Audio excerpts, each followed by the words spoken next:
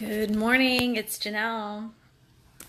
And as you can see, I still have morning hair. Yep. Morning hair, don't care, no makeup, whatever. So, this morning I got the really clear message about indecisiveness and intentions, and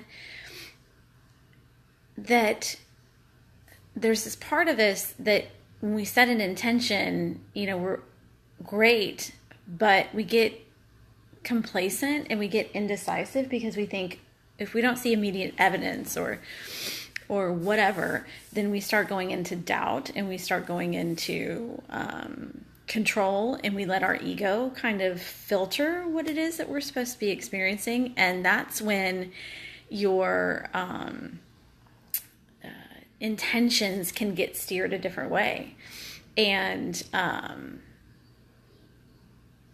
the thing is that when you're, a lot of people think that when you set an intention or you set a goal or you set a point that you want to be at, that it just magically shows up, and that there's nothing that you need to do or need to focus on. And that's not actually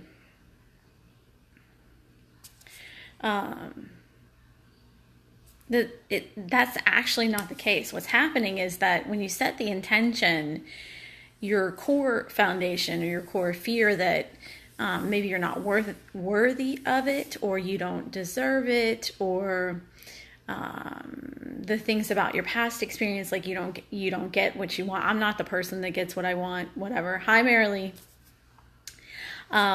Stops you, and your mind begins to work against you in the form of energy that can control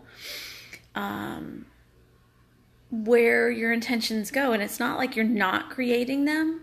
What's happening is that there's alternate realities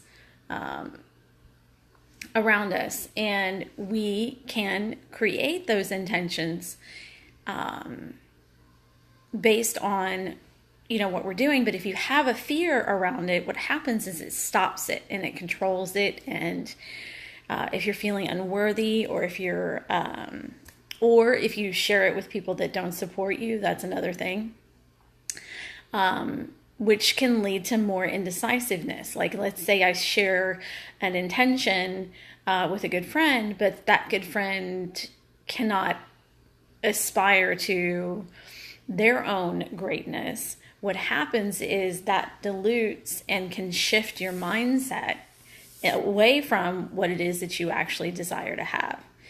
And so it's important when you're creating to keep those intentions and keep those goals and dreams sort of private and to yourself, and until you start having some momentum and until you start having some breath around it.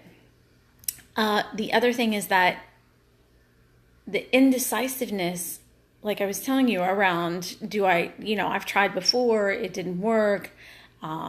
Let's say, for example, with dieting, right? Like I tried to lose weight, it didn't work. See, and then you start looking for all of these reasons. Well, it's my body.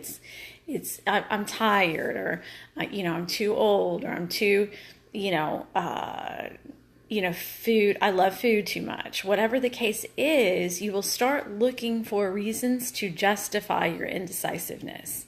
And this goes with everything, not just dieting. I mean, everything across the board. I don't have opportunities that come to me easily. These are all the rambling thoughts that the ego and the fear-based mind want to throw at you. However, you can intend that your ego works for you and that it can propel you forward faster. Become your ego's best friend. I mean, there's great points in your ego, in your personality ego.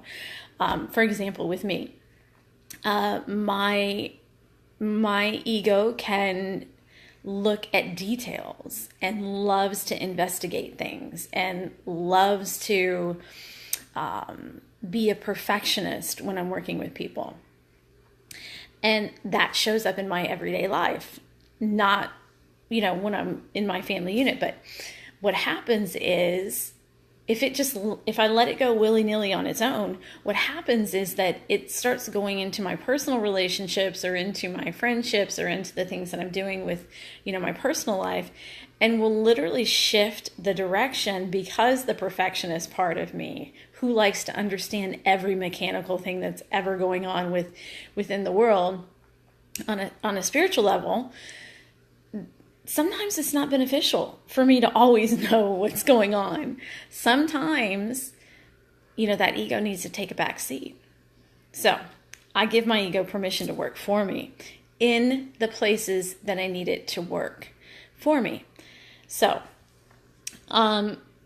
as we go into the new week, I really wanted to talk to you this morning about how your indecisiveness is stopping you, and that's the purpose in this, and how that contributes to why you don't have your goals and your intentions and your vision boards and all of that manifest, is because it's your own indecisiveness coming back at you as a reflection. So I hope you have an amazing Sunday. I'm sure you'll see me again on a live, but remember what I'm saying about intentions and indecisiveness. I hope you have an awesome day.